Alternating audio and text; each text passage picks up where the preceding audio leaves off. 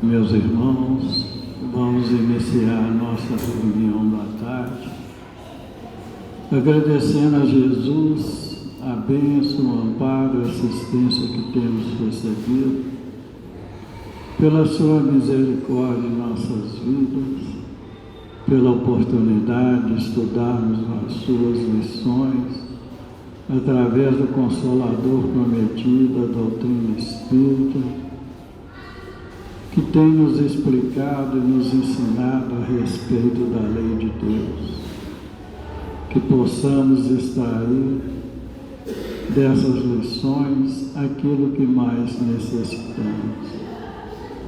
Pedimos aos nossos benfeitores espirituais que nos abençoem, nos amparem, nos assistam. Aumenta a nossa visão espiritual, nos dando a condição e o amparo que nós necessitamos para entendermos as lições da tarde. Pedimos, Senhor, que vossas bênçãos, o vosso amparo e a vossa assistência se estenda à nossa irmã Eunice Franco de Oliveira, que desencarnou no dia de hoje. Que vossa misericórdia possa abençoá-la, ampará-la, assisti-la de acordo com o grau de merecimento e a sua necessidade. Ave Maria, cheia de graça, o Senhor é convosco.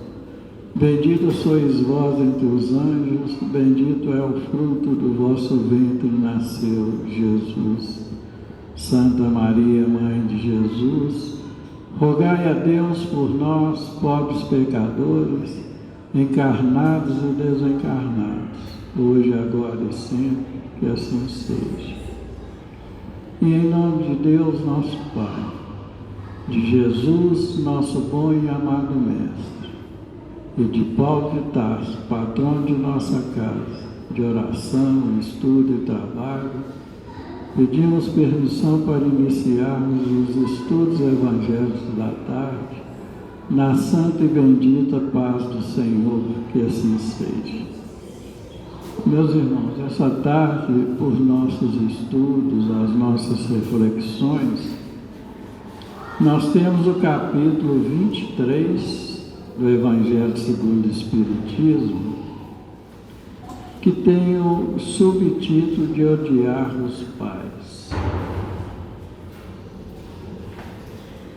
Como nas suas pegadas caminhasse grande massa de povo, Jesus, voltando, disse-lhes: se alguém vem a mim, não odeia o seu pai e a sua mãe, a sua mulher e os seus filhos, os seus irmãos e irmãs, mesmo a sua própria vida, não pode ser meu discípulo. E quem quer que não carregue a sua cruz e me siga, não pode ser meu discípulo. Assim, aquele dentre vós que não renunciar a tudo o que tem, não pode ser meu discípulo. São Lucas capítulo 14, versos 25 a 27 e 33. Aquele que ama o seu pai ou a sua mãe mais do que a mim, de mim não é digno. Aquele que ama o seu filho ou a sua filha mais do que a mim, não é digno. São Mateus capítulo 10, versos 37. E o item 3 é uma mensagem de Kardec, Allan Kardec, em que ele nos fala: certas palavras, aliás, muito raras, atribuídas ao Cristo, fazem tão singular contraste com seu modo habitual de falar que, instintivamente, se lhes repete o sentido literal, sem que a sublimidade da sua doutrina sofra qualquer dano. Inscritas depois da sua morte, pois que nenhum dos evangelhos foi redigido enquanto ele viveu, Lícito é acreditar-se que, em casos como este, o fundo do seu pensamento não foi bem expresso, ou, o que pelo menos provável, o sentido primitivo, passando de uma língua para outra, há de ter experimentado alguma alteração. Basta que um erro se haja cometido uma vez, para que os copiadores o tenham repetido, como se dá frequentemente com relação aos fatos históricos. O termo odiar, nessa frase de Lucas, se alguém vem a mim e não odeia o seu pai e a sua mãe, está compreendido nessa hipótese. A ninguém acudirá atribuí-la a Jesus. Será então supérfluo discuti-la e, ainda menos, tentar justificá-la? Importa primeiro saber se ele a pronunciou e, em caso afirmativo, se na língua em que se exprimia, a palavra em questão tinha o mesmo valor que na nossa. Nessa passagem de João, aquele que odeia sua vida neste mundo, a conserva para a vida eterna. É indubitável que ela não exprime a ideia que lhe atribuímos. A língua hebraica não era rica e continha muitas palavras com várias significações, tal, por exemplo, a que na Gênesis designa as fases da criação. Servia simultaneamente para exprimir um período qualquer de tempo e a revolução diurna. Daí, mais tarde, a sua tradução pelo termo dia e a crença de que o mundo foi obra de 6 vezes 24 horas. Tal também é a palavra, que se designava um camelo e um cabo, uma vez que os cabos eram feitos de pelos de camelo. Daí o haverem traduzido pelo termo camelo na alegoria do buraco de uma agulha. Cumpre, ademais, se atenda aos costumes e ao caráter dos povos, pelo muito que influi sobre o gênero particular de seus idiomas. Sem esse conhecimento, escapa a miúde o sentido verdadeiro de certas palavras. De uma língua para outra, o mesmo termo se reveste de maior ou menor energia. Pode, numa, envolver injúria ou blasfêmia e carecer de importância noutra, conforme a ideia que suscite. Na mesma língua, algumas palavras perdem o seu valor com o correr dos séculos. Por isso é que uma tradução rigorosamente literal nem sempre exprime perfeitamente o pensamento e que, para manter a exatidão, se tem às vezes de empregar não termos correspondentes, mas outros equivalentes ou perífrases. Essas notas encontram explicação especial na interpretação das Santas Escrituras e, em particular, dos Evangelhos. Se não tiver em conta o meio em que Jesus vivia, fica-se exposto a equívocos sobre o valor de certas expressões e de certos fatos, em correspondência do hábito em que se está de assimilar os outros a si próprio. Em todo caso, cumpre despojar o termo odiar da sua acepção moderna, como contrário ao espírito do ensino de Jesus. Allan Kardec. Essa tarde nós contamos com a colaboração dos nossos irmãos Gilvan e Lucas. Estamos passando a palavra ao Gilvan.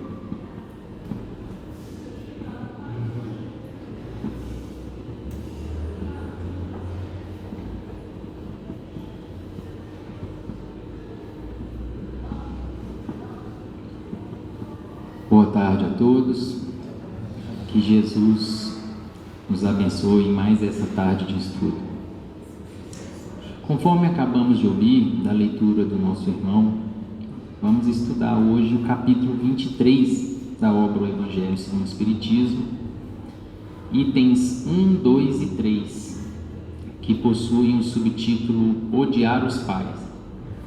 Antes de adentrarmos no estudo desses itens, vamos refletir um pouco sobre o capítulo 23 de um modo geral. A começar pelo nome do capítulo, Estranha Moral, que é um nome interessante, né? Por que será que Kardec deu esse nome ao capítulo? Estranha Moral. Do que se trata? E aí, meus irmãos, vamos lembrar que Allan Kardec era um excepcional educador e pedagogo. Ele foi discípulo do grande professor suíço Pestalozzi, um dos maiores nomes da história no campo de educação e pedagogia. E na encarnação anterior, Allan Kardec também estava envolvido com a nobre tarefa da educação. Ele também era educador quando ele era Jan Hus. Jan Hus foi um teólogo e pensador tcheco que, além de ser um sacerdote muito culto, muito correto, com formação em letras e teologia, ele também era reitor da Faculdade de Filosofia na cidade de Praga, que é a capital da República Tcheca, local onde ele nasceu naquela encarnação. E Jan Hus foi um dos precursores da Reforma Protestante, porque ele não concordava com alguns abusos, com alguns equívocos que a poderosa Igreja Católica naquele tempo estava cometendo, e por essa razão, por criticar, por questionar, ele foi queimado vivo nos tempos sombrios da Inquisição. Essa foi a anterior encarnação de Allan Kardec. E Jesus escolheu o espírito de Jan Hus para reencarnar como o portador do Consolador prometido, a doutrina espírita, com essa missão sublime de restaurar a simplicidade e a pureza do Evangelho.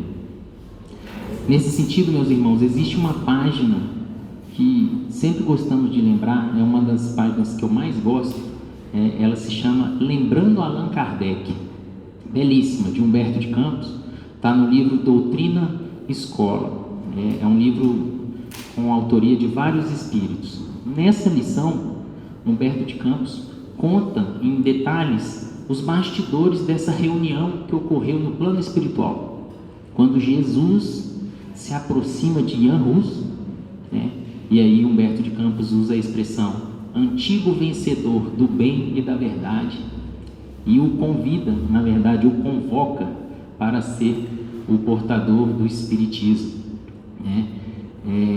Nessa assembleia haviam missionários da ciência e da filosofia que podemos até imaginar, devem ser espíritos assim da mais alta envergadura, mas Jesus escolheu Allan Kardec, o espírito de Jan Hus, para ser, na encarnação, Allan Kardec. E nós entendemos por que Jesus escolheu Allan Kardec. O trabalho desenvolvido pelo codificador é impressionante. O seu devotamento, a sua abnegação, a metodologia científica que ele usou, a clareza de raciocínio, a argumentação. Era um professor notável e ele se desincumbiu, ou seja, cumpriu fielmente o encargo que Jesus lhe conferiu. Basta a gente ver as sequências dos livros da codificação, e em cada livro a sequência dos capítulos, em cada capítulo a sequência dos itens, as perguntas que ele formulava à espiritualidade, as introduções dos livros de Allan Kardec. E quem pula a introdução está perdendo um verdadeiro tesouro, é um material valioso de estudo. Então, tudo na codificação, meus irmãos, é de divina inspiração, mostrando então a qualidade pedagógica de Allan Kardec. E esse capítulo é um exemplo disso.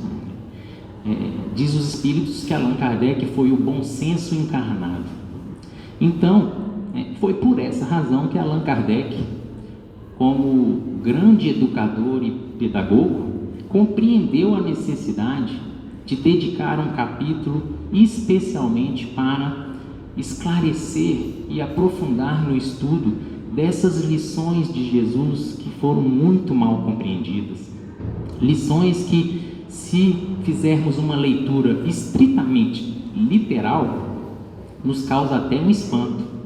São expressões muito fortes que numa primeira leitura parece até incompatível com o Evangelho.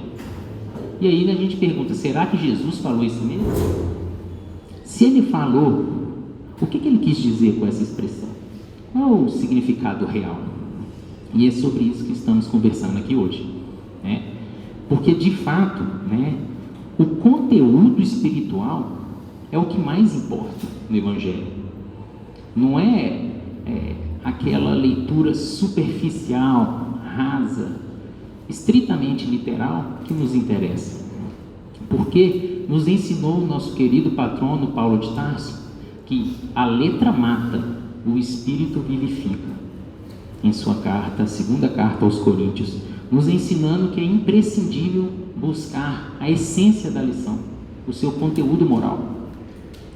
E, infelizmente, até hoje, boa parte das pessoas ainda ficam tentando entender os ensinamentos de Jesus só com essa leitura superficial, literal, sem se aprofundar no conteúdo ali moral e espiritual. E é claro que isso não vai dar certo. Não tem como isso dar certo. E nós vamos conversar sobre aqui hoje, porque de fato ler a Bíblia exige um certo preparo. Não é um livro fácil de ser lido e principalmente compreendido. É um desafio. E a maioria de nós ainda possui dificuldade para compreender certas passagens evangélicas. Esse capítulo é um exemplo claro disso. Bom, bendita a doutrina espírita, que veio então jogar luzes, jogar o raciocínio, a compreensão sobre essas lições que muitas vezes a gente ainda não estava conseguindo entender, e que sem o conhecimento das realidades espirituais que a doutrina espírita nos trouxe, ficam incompreensíveis mesmo, às vezes até incompatível com os ideais de igualdade, de bondade, de justiça, de paz, ideais que todos nós aspiramos e que nós sabemos que Jesus é o grande mestre de todos nós. É o que ele mais deseja, isso. Ele não iria dizer algo que vai contra esses ideais. Então, por isso, meus irmãos, que nós não podemos jamais abrir mão do estudo. É o estudo que vai nos permitir atingir esse conteúdo moral da norma. Da norma não, me desculpem, do texto, A gente é acostumado com a profissão, vocês me desculpem.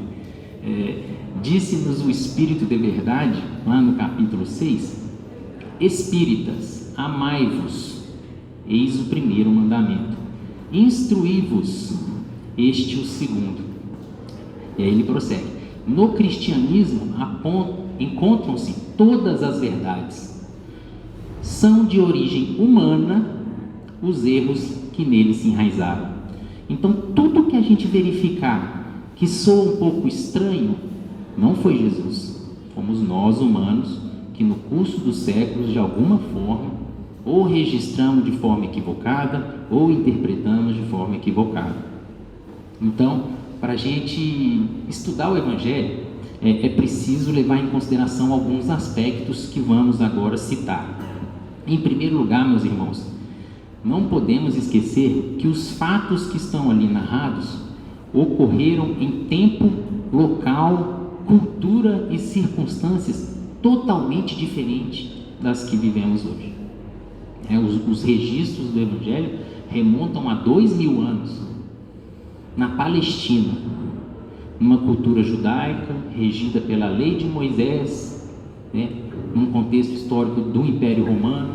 Então são outros tempos, tudo diferente, e a gente tem que levar isso em consideração na hora de ler, porque é necessário a gente entender como era o mundo naquele tempo, como as pessoas sentiam, como as pessoas pensavam e agiam, os seus costumes, porque foram elas que viveram e escreveram.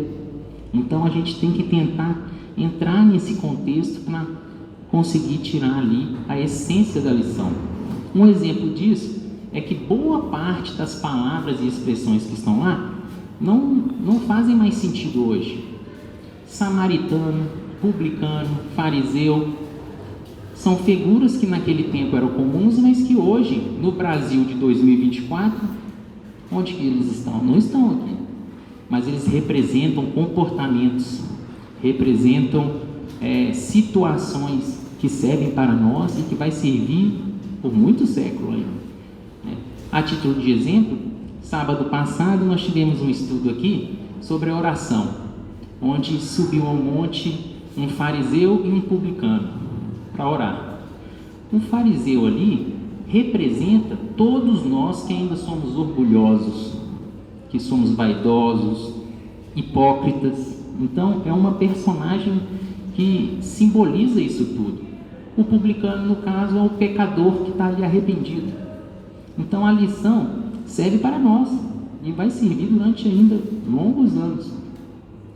Num segundo momento, meus irmãos, a gente precisa lembrar também que ao longo dos séculos esses textos foram transcritos inúmeras vezes, incontáveis vezes, e que não existia a máquina de impressão. A máquina de impressão foi ser inventada no ano de 1440, me parece. Isso quer dizer que durante pelo menos 15 séculos os textos foram transcritos como? À mão, por criaturas imperfeitas. Então é bem provável, e certamente aconteceu, alguns erros ali na hora de registrar. Esquecer uma pontuação, uma palavra, trocar uma palavra por outra.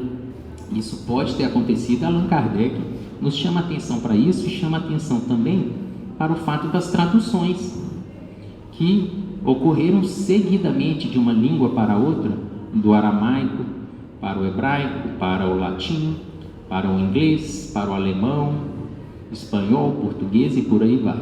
Cada vez que o texto é traduzido de uma língua para outra, algumas palavras e expressões não encontram referência exata e muda um pouco o sentido, às vezes muda até completamente. Allan Kardec nos mostra isso nesse estudo, Então é importante a gente pensar nisso tudo quando a gente está estudando a Bíblia, tentando compreender o Evangelho,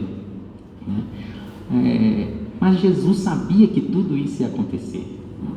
Jesus sabia, e tanto sabia, que prometeu o Consolador para explicar tudo isso, lembrar a todos nós o que ele havia dito, inclusive o que a gente tinha esquecido, o que a gente tinha compreendido errado ou mesmo deturbado, porque Jesus sabia que nós iríamos, enquanto sociedade, nos transformar. Ele sabia que isso ia acontecer, sabia que aquelas palavras ditas para aquele povo naquele local não ia ficar ali, até porque o objetivo é exatamente esse, que as suas lições viajassem pelo mundo e pelo tempo, alcançando a todas as culturas. Esse é o objetivo.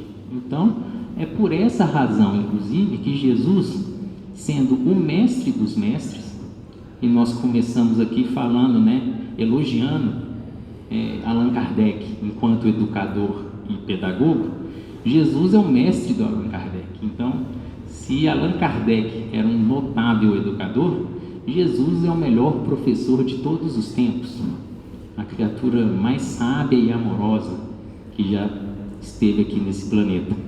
Então, o mestre, sabendo que tudo isso iria acontecer, boa parte dos seus ensinamentos ele usava em parábolas para proteger a lição. Porque quando a lição está dentro de uma parábola, ela está protegida porque ali existe uma história, um conteúdo com personagens, enredo. Isso não é fácil de ser mudado. Você não consegue mudar uma história. Você às vezes consegue trocar uma palavra, mas a história, se você mudar, ela perde o sentido. Então Jesus sabia que as lições dele iriam viajar no tempo e no espaço, e ele usava de parábolas como se fosse um fruto. O fruto tem a casca que protege a polpa. A polpa é o conteúdo moral da lição, e a casca é essa história adequada àquele tempo, para aquele povo simples do campo. E por essa razão que ele utilizava histórias relacionadas à pesca, à pecuária, à relação entre os senhores proprietários rurais e seus servos, para as pessoas daquele tempo compreenderem com facilidade, memorizarem, transmitirem sem perder o conteúdo. Olha que genial, né? Jesus é o mestre dos mestres mesmo. Bom, meus irmãos, e foi o que aconteceu, né? As lições de Jesus vão nos acompanhar ao longo de muito tempo, para a vida toda. Por quê? Porque são palavras de vida eterna. Jesus não se dirigia àquelas pessoas, ele se dirigia a todos nós, discípulos da posteridade. São palavras de conteúdo atemporal, que não tem um destinatário certo, é para todo mundo e para sempre. Então, meus irmãos, é por essa razão que nós precisamos nos atentar para o estudo na hora de tentar compreender o sentido moral e espiritual dos ensinamentos. E nesse aqui subitem, odiar os pais. Bom, odiar aqui a gente já entendeu que não foi muito bem utilizada. Essa palavra aqui não exprimia o sentimento de Jesus, como que o amor encarnado, Jesus, que era a personificação do amor, ia nos condicionar a odiar os pais para ser seus discípulos. Não faz nenhum sentido. Ele que nos ensinou a amar uns aos outros, a honrar pai e mãe, a perdoar 70 vezes, 7 vezes, a amar inclusive os inimigos. Como é que ele iria pedir que nós odiássemos nossos pais? E temos aqui a prova muito clara de que houve uma falha aqui no registro, ou na hora de registrar, ou na hora de transcrever, de traduzir, porque a mesma lição do mestre foi registrada por Mateus e Lucas de forma completamente diferente. Mateus, que foi Levi e que registrou no exato momento em que o Cristo proferia a lição, disse que aquele que ama a seu pai ou a sua mãe mais do que a mim, de mim não é digno. Isso é uma coisa completamente diferente de: se alguém vem a mim e não odeia o seu pai. Vejam a diferença, é muito diferente, porque no Brasil a palavra odiar tem uma conotação muito forte, é uma palavra de baixo teor vibratório, que não condiz aqui com a lição de Jesus, Bom, o que o Cristo quis dizer então? Ele quis dizer para nós colocarmos os seus ensinamentos no centro da nossa vida, inclusive nas nossas relações com os nossos pais, os nossos familiares, Não é para nós odiarmos os nossos pais, muito pelo contrário. A família nos foi concedida como a primeira escola da alma. Então, é ali que a gente tem que se esforçar ao máximo para colocar em prática tudo que Jesus nos ensinou. A tolerância, a compreensão, a indulgência, o perdão. Porque tudo o que recebemos quando reencarnamos aqui, o corpo, a saúde, os bens, títulos, tudo que chega até nós enquanto encarnados, tem por finalidade a nossa evolução, inclusive a família que a gente recebe. Ela é a nossa primeira escola. Então é por essa razão que temos que interpretar e compreender essa lição de Jesus no sentido de que é na família que nós temos que começar a exemplificar, a praticar mais ainda os seus ensinamentos. E o Espiritismo não exige de nós dedicação exclusiva, que nós nos afastemos da nossa família, do nosso trabalho, muito pelo contrário. E o próprio Mestre nos ensinou isso. Jesus, enquanto governador da terra, reencarnou aqui e não abriu mão de estar numa família, de conviver com seus pais, com seus amigos, de trabalhar na oficina de carpintaria com José, de trabalhar ali na pescaria com Simão Pedro e os outros apóstolos. O Mestre viveu a vida dele normalmente, exemplificando e ensinando as lições aí de amor, de humildade, e é isso que nós temos que nos esforçar para fazer também. Bom, meus irmãos, eu estou encerrando aqui a minha participação, e aí eu trouxe uma lição de Emmanuel que ilustra bem essa lição de Jesus. Ela se encontra no livro Estude Viva e se chama Espíritas em Família Não Espírita. Interessante aqui a abordagem de Emmanuel. O benfeitor começa nos dizendo o seguinte: dos temas relacionados a grupos consanguíneos, temos a considerar um dos mais importantes para nós mesmos, qual seja aquele dos companheiros espíritas ligados a familiares que ainda não conseguem aceitar os ensinamentos do Espiritismo. Frequentemente, os amigos incursos nessa prova, ou seja, é uma prova, recorrem ao mundo espiritual pedindo orientação.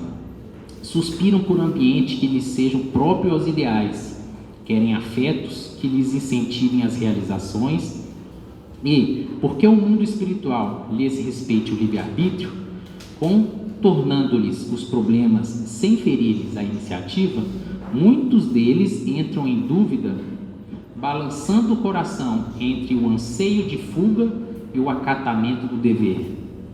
O espírita, porém, comprometido com os parentes não espíritas, permanece acordado para as realidades da reencarnação. Sabe que ninguém assume obrigação à revelia do foro íntimo e que ninguém renasce sem motivo nessa ou naquela equipe familiar. Seja atendendo às exigências de afinidade, escolha, expiação ou tarefa específica, o espírito reencarna ou trabalha junto daqueles com quem lhes compete evoluir, aprimorar-se, quitar-se, desincumbir-se de certos encargos ou atender a programas de ordem superior e, por isso, não dispõe do direito de deserção da oficina doméstica, de fuga.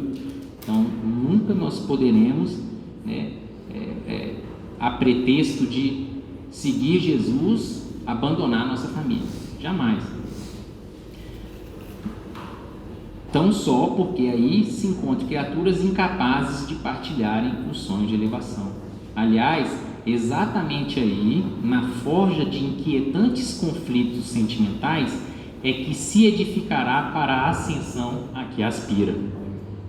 Sempre que nos reconheçamos desambientados na família do mundo, a face dos princípios espíritas que os entes queridos não se mostrem de imediato disposto a abraçar, estamos na posição do devedor entre credores vários, com a valiosa possibilidade de ressarcir nossos débitos, ou na condição do aluno em curso intensivo de burilamento individual, com a bendita oportunidade de adquirir atestados de competência em diversas lições. Que Jesus nos abençoe a todos. Meus irmãos, boa tarde a todos. Certa feita, lá no Evangelho de João, Jesus, em se despedindo de nós na sua presença material, nos fez uma promessa maravilhosa, uma promessa sublime. E o Mestre disse o seguinte: se me amais, guardai meus mandamentos, e eu rogarei ao Pai, a fim de que vos envie outro Consolador, que ficará eternamente convosco.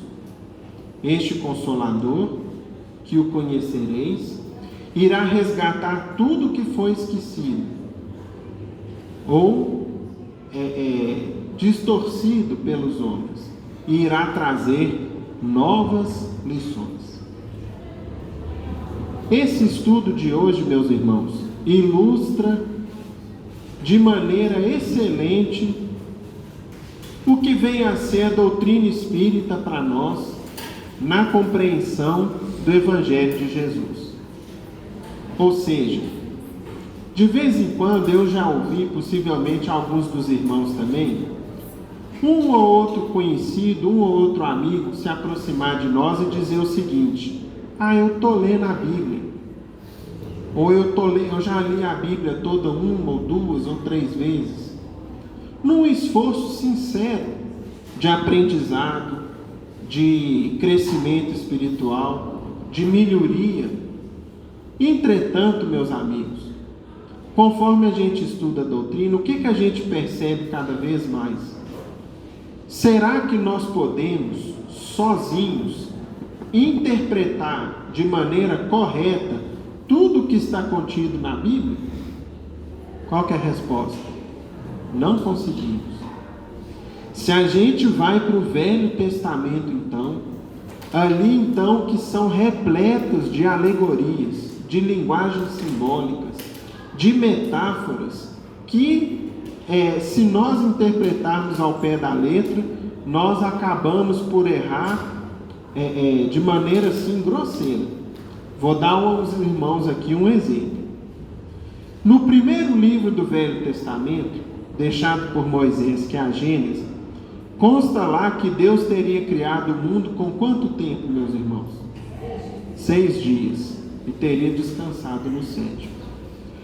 Atualmente a doutrina espírita nos explica que a palavra dia, na língua hebraica, tanto significa o período de 24 horas, como também um período de tempo indeterminado, como por exemplo uma era, ou uma fase às vezes compreendida por centenas ou milhares de anos.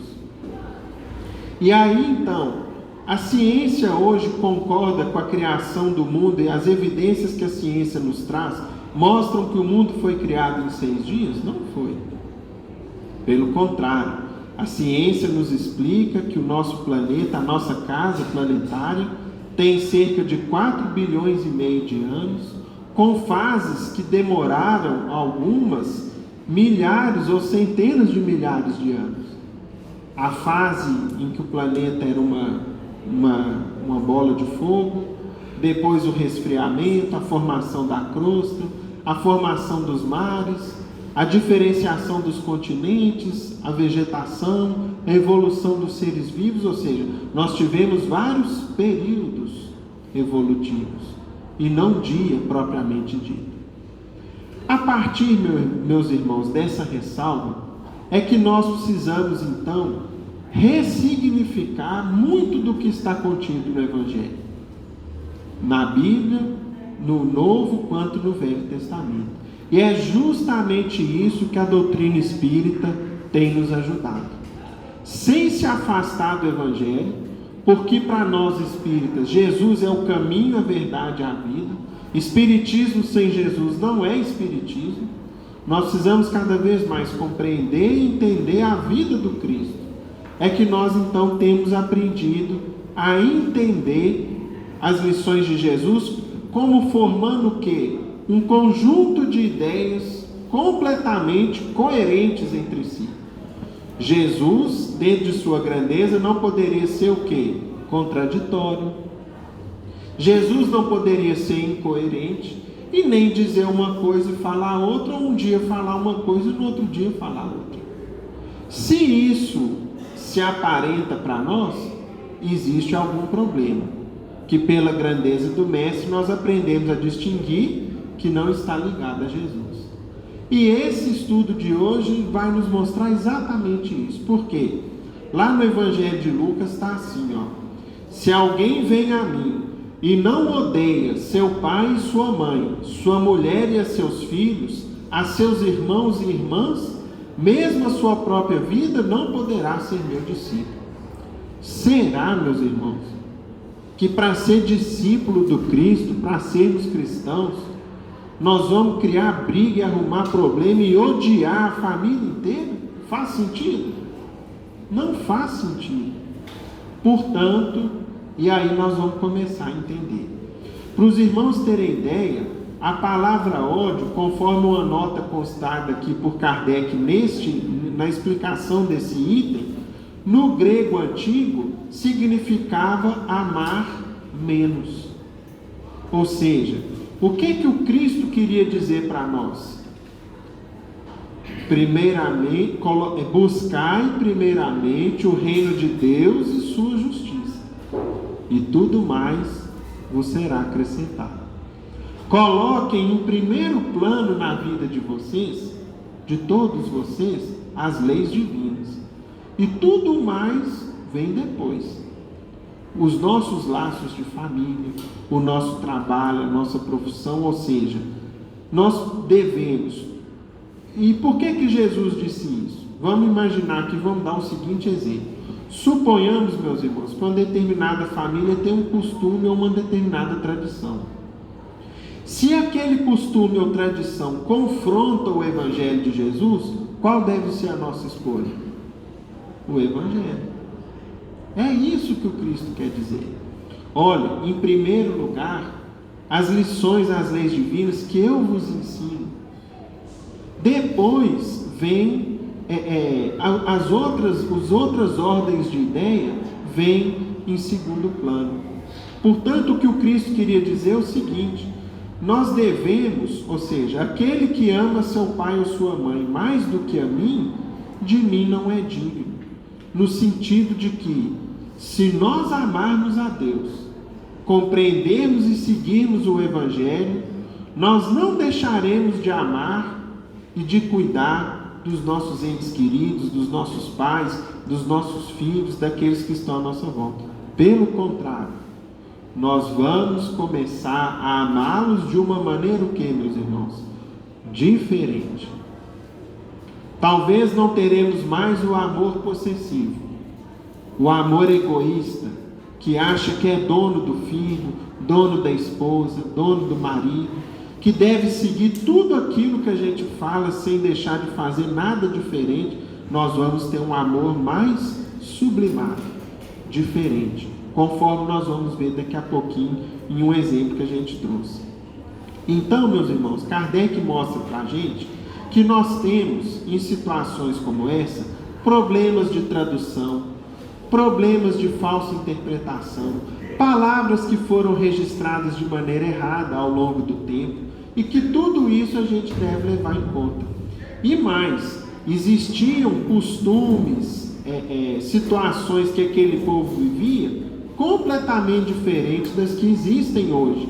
E essas diferenças de costumes nós precisamos levar em consideração para os irmãos entenderem. Quando Jesus se despedia dos discípulos, eles isso está muito bem registrado, por exemplo, no Evangelho de João. Jesus organizou lá a chamada última ceia. Vocês se lembram dessa passagem evangélica? E naquela última ceia, Jesus fez algo que normalmente os escravos faziam. Vocês se lembram o que era? Que inclusive Pedro não queria que ele fizesse. Mas Jesus falou: você não queira ser diferente dos outros, Pedro. Eu vou fazer com todos vocês. O que o Cristo fez? Lavou os pés de todos, um por um. Aí, meus irmãos, a gente para e reflete o seguinte: qual o sentido hoje em dia de lavar os pés dos nossos convidados? Faz sentido? Hoje em dia, quando a gente recebe visita na nossa casa, a gente vai lá e lava os pés deles? Não. Não faz sentido. Agora, qual era o contexto da época? Primeiro, a Palestina, o norte lá, a Galileia, normalmente as estradas eram como? Poeirentas. E a maioria das pessoas caminhava a pé ou com sandálias muito precárias. Para quem caminha a pé ou com uma sandália de dedo, numa estrada, milhas e milhas ou quilômetros e quilômetros de terra, o que talvez seja uma das coisas mais agradáveis? Chegar a um local e o quê? Limpar o pé, não ficar com o pé sujo, mesmo porque às vezes ali já está com alguma ferida, alguma pedrinha que a gente esbarrou, e portanto era um gesto de carinho e de recepção a quem chegava nas casas de antigamente, lavasse os pés. Hoje isso para a gente já não faz sentido nenhum. Por quê? Nós temos tênis, temos sapato fechado, temos meias, andamos de carro, de ônibus, de Uber. Então, nós não precisamos lavar o pé quando a gente chega em um determinado local. Por isso que nós precisamos entender o contexto. É muito importante a gente entender o contexto em que as palavras do Evangelho foram trazidas. E esse ponto ilustra exatamente isso para nós. Para os irmãos terem ideia, como é difícil interpretar uma passagem como essa sem o concurso da doutrina espírita, eu tenho aqui, meus irmãos, uma Bíblia que eu gosto muito de utilizar para os estudos que a casa nos pede. E ela é uma Bíblia protestante. Para os irmãos terem ideia, ela é uma Bíblia bem maior do que normalmente a gente se utiliza, porque a maior parte dos textos dela não são nem os textos bíblicos propriamente ditos, são comentários do organizador da Bíblia. Cada versículo ele faz aqui às vezes 10, 15, 20 linhas de comentário de explicação. Para esse versículo específico, o que ele comentou a respeito? Nada. Simplesmente omitiu o comentário. Por quê? Talvez ele não soubesse o que explicar. Jesus mandando odiar o pai, a mãe, o irmão, a esposa, o marido, que sentido faz isso? Foi então que ele simplesmente omitiu os comentários. E mais, ao invés de utilizar a palavra odiar, ele alterou aqui a palavra no seguinte sentido: se alguém vier a mim e não aborrecer a seu pai, sua mãe, mulher e filhos, irmãos e irmãs, e a sua própria vida, não pode ser meu discípulo. Porque se mantivesse a palavra original odiar, menos sentido ainda faria. Por tudo isso, meus amigos, a gente vê como é bom estudar a Bíblia, o Velho, o Novo Testamento, à luz da doutrina espírita.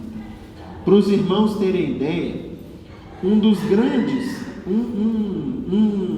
um espírito superior que se dedicou especialmente a esse trabalho foi o espírito de Emmanuel.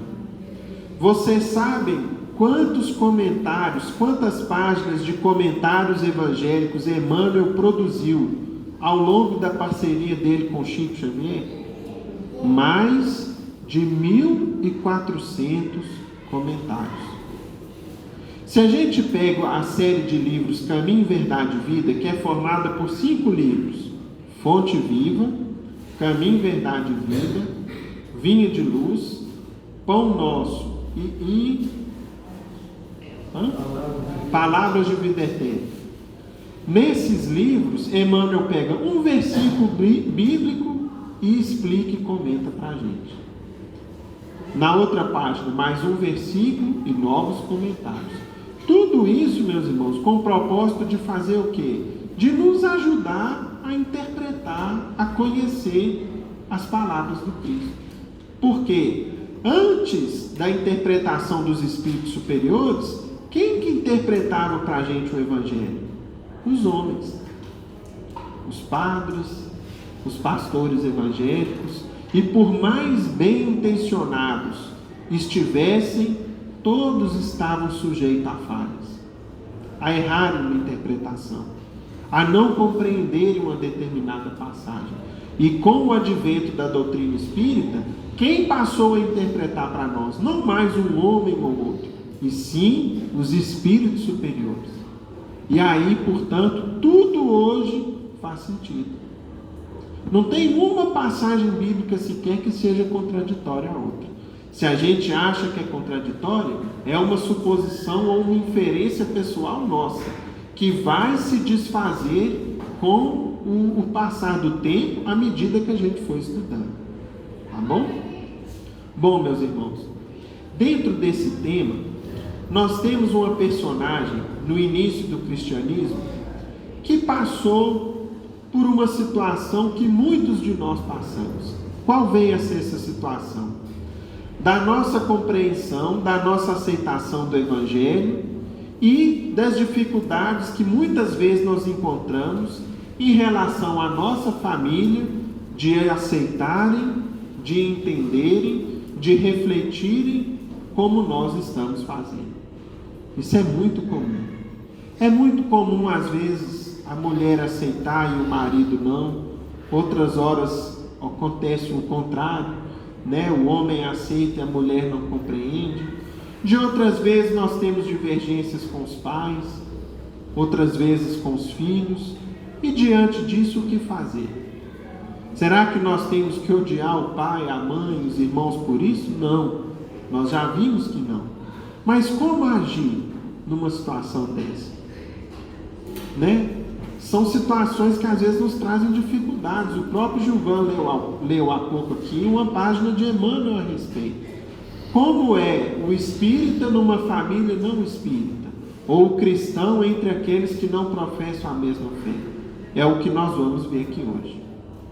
Nós trouxemos, meus irmãos, do livro Boa Nova, no capítulo 15, a história de Joana de Cusa.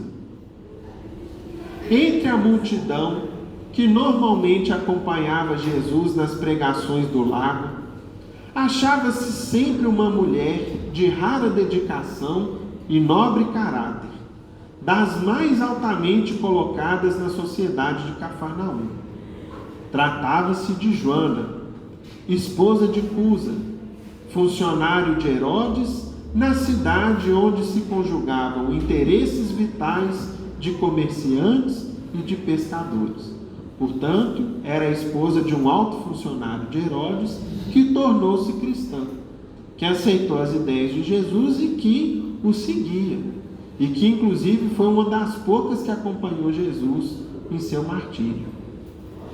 Joana possuía verdadeira fé, contudo, não conseguiu livrar-se das amarguras domésticas, porque seu companheiro de lutas não aceitava as claridades do Evangelho.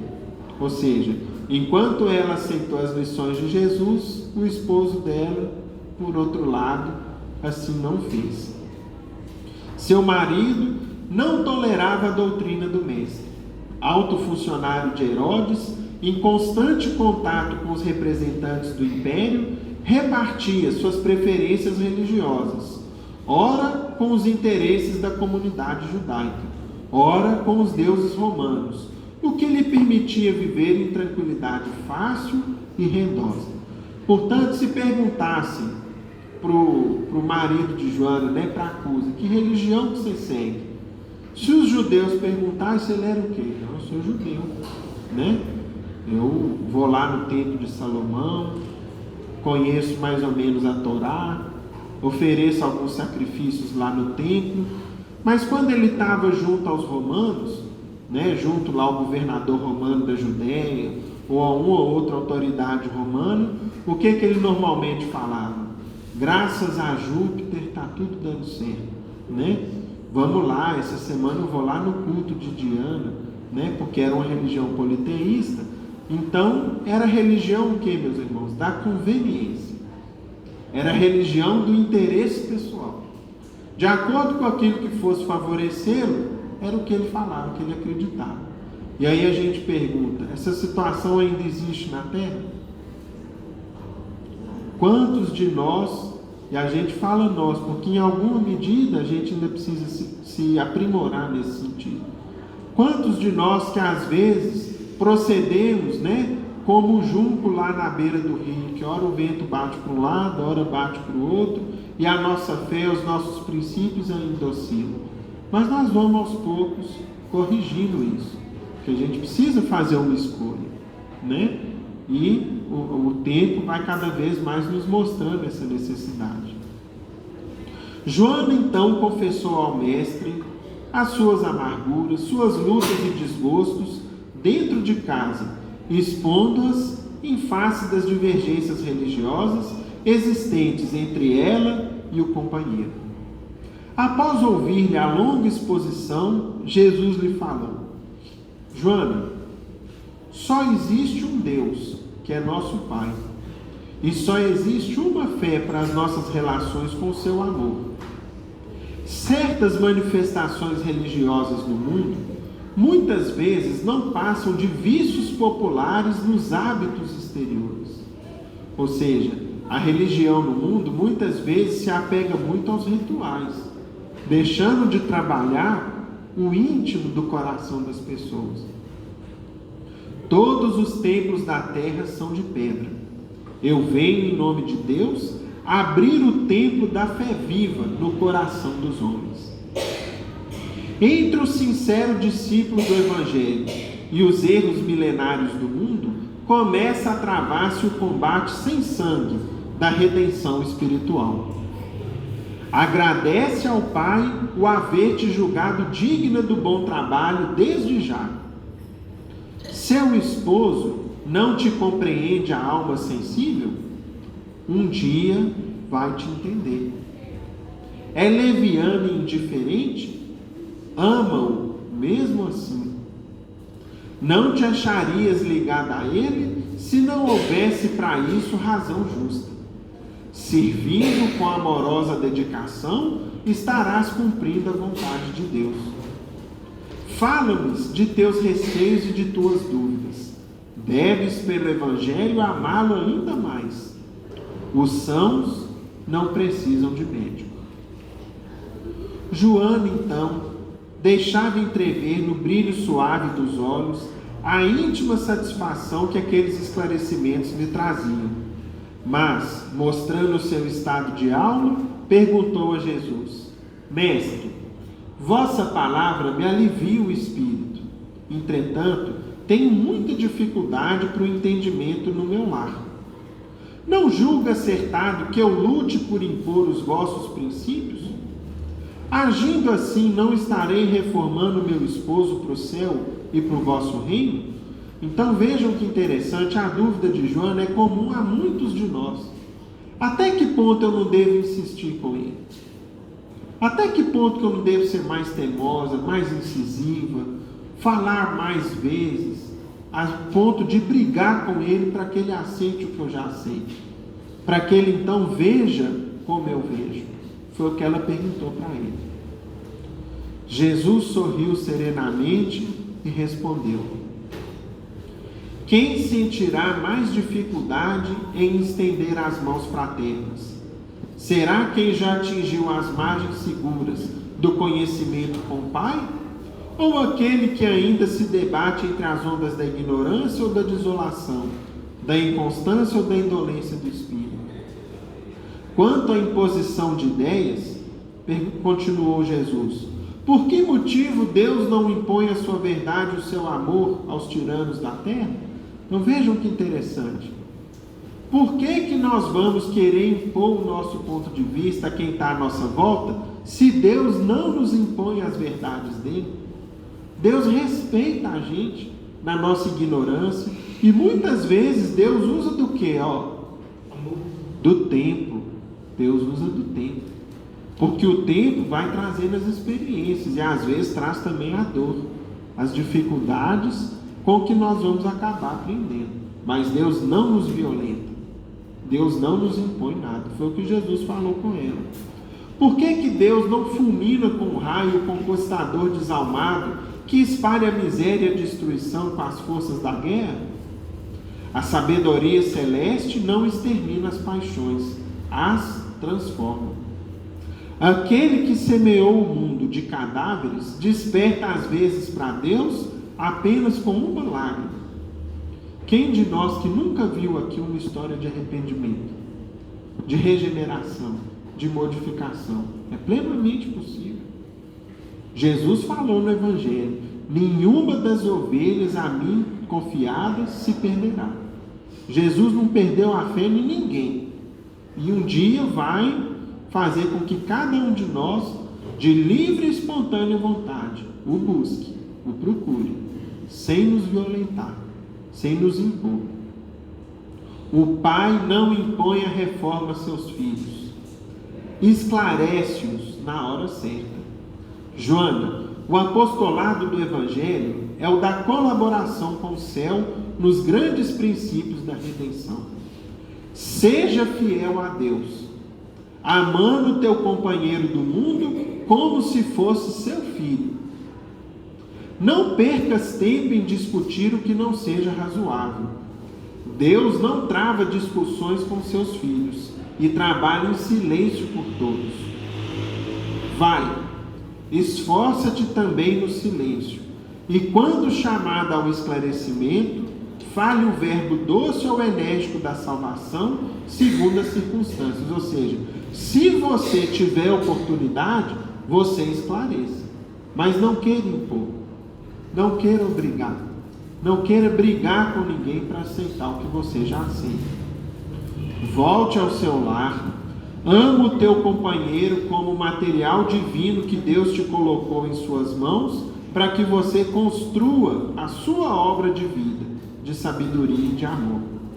Joana de Cus então se despede de Jesus e ele lhe fala por último: vai, filha, sê fiel. Aqui, meus irmãos, começa a segunda parte da história. Por quê? Conta irmão X e nós vamos resumir. Que ela então se despede do Cristo e muitas lutas a esperavam pela vida afora. Primeiro, ela recebeu um filhinho, engravidou-se, teve o seu primeiro e único filho. Depois de um tempo, a política na Palestina modificou-se completamente, porque a política não muda de tempos em tempos, ora está de um lado, ora está do outro, ora está no meio, ora está num extremo ou em outro. Assim aconteceu lá. E ele, que era um alto funcionário de Herodes, o que aconteceu com o marido dela? Perdeu o posto, perdeu o cargo. E aí então, ele teria que ter uma vida completamente diferente, um padrão de vida mais simples, endividou-se, não conseguiu conviver com aquilo, e daí a pouco tempo morreu de desgosto de tantos problemas com os quais ele se envolveu. Ela então ficou viúva, com um filho pequeno, precisava cuidar do filho, levar comida para a boca do filho, comprar roupa e mantê-lo. Se submeteu então aos mais simples afazeres, na casa dos romanos ou na casa de judeus mais ricos, e fazia aquilo de bom grado, sem reclamar, sem se queixar, até que com o passar dos anos, ela teve a oportunidade de ir exemplificando o Evangelho de Jesus. Muitos anos depois, já no ano de 68, ela estava presa em Roma. Ela e o filho foram presos por serem cristãos. E sempre que os cristãos eram presos naquela época em Roma, eles tinham uma chave de liberdade, que era qual? Abjurarem Jesus. O que era isso? Negarem a fé cristã. Todos eles, se negassem a fé cristã e jurassem fidelidade à religião dos romanos, que veio de herança dos gregos, tinham a liberdade restituída. E era então que ela, presa em um dos circos de sacrifício, foi invocada a abjurar, a negar o Cristo. Um dos guardas lhe falou, e ela já presa com o filho, num circo romano. E seu filho, chorando na iminência do sacrifício, lhe pedia em lágrimas: abjura, minha mãe, abjura. Joana ouvia aqueles gritos, recordando sua vida inteira. O lar risonho e festivo, as horas de alegria, os desgostos domésticos, as emoções de ser mãe, os fracassos do esposo, sua morte, sua viuvez, a desolação, as necessidades todas pelas quais ela passou. Em seguida, aos apelos desesperados do filho, lembrou que Maria também foi mãe, e vendo seu Jesus crucificado no madeiro da infâmia, soube conformar-se com os desígnios divinos. Acima de todas as lembranças, como a alegria suprema de sua vida, pareceu ouvir novamente Jesus que lhe dizia: vai, filha, ser fiel. E foi então que, possuída de uma força sobre-humana, a viúva de Cusa observou a primeira vítima ensanguentada naquele circo de martírio e, olhando no filho com um olhar profundo e inexprimível na sua dor e na sua ternura, lhe falou com firmeza: cala-te, meu filho. Jesus era puro e não desprezou o sacrifício. Saibamos sofrer na hora dolorosa, porque, acima de todas as felicidades passageiras do mundo, é preciso ser fiel a Deus. Nesse tempo, com o povo em aplausos delirantes, os verdugos começaram então a acender toras de lenha mergulhadas em resina inflamada. Ou seja, no dia de sacrifício no circo romano, muitos dos cristãos morreriam queimados. Começaram então a atear fogueiras em torno dos cristãos. Em poucos instantes, as primeiras labaredas tocavam-lhe o corpo envelhecido. Joana de Cusa observou com serenidade aquela massa de povo que não lhe entendia o sacrifício. Os gemidos de dor lhe morriam, abafados no peito. E então, alguns soldados aproximaram-se em atitude irônica e de zombaria, lhe dizendo o seguinte: ó mulher, o teu Cristo soube apenas ensinar-te a morrer? Perguntou um dos soldados romanos. A velha discípula, concentrando suas últimas forças, lhe respondeu: não apenas a morrer, mas também a vos amar. Nesse instante, sentiu que a mão de Jesus lhe tocava os ombros e lhe escutou a voz carinhosa e inesquecível: Joana, tem bom ânimo, eu estou aqui. Que Jesus nos ampare a todos.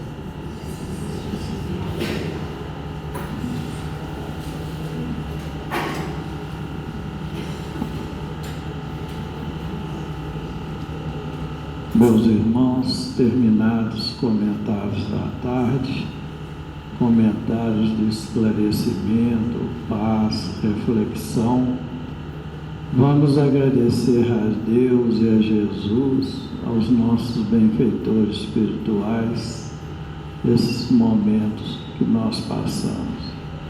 Pedimos ao nosso irmão Júnior que nos faça a prece. Amado Mestre Jesus, obrigado por esse momento, pelos esclarecimentos, por conhecermos mais da Tua Palavra e como nos guiastes. Te peço a Deus, Senhor Jesus, que alcance a todos, encarnados e desencarnados, com as Tuas palavras, Teus ensinamentos. Nos guie por mais essa semana, nos guardando até o nosso próximo encontro. E que assim seja. Senhor, nós te pedimos ainda o amparo e assistência para nossa irmã Eunice Franco de Oliveira, que desencarnou no dia de hoje, que a vossa bênção possa estender a ela, de acordo com o grau de merecimento e a sua necessidade. E com essas rogativas, encerramos o culto evangélico da tarde, na santa e bendita paz do Senhor, que assim seja. Os irmãos que forem receber o passe, pedimos que formem a fila.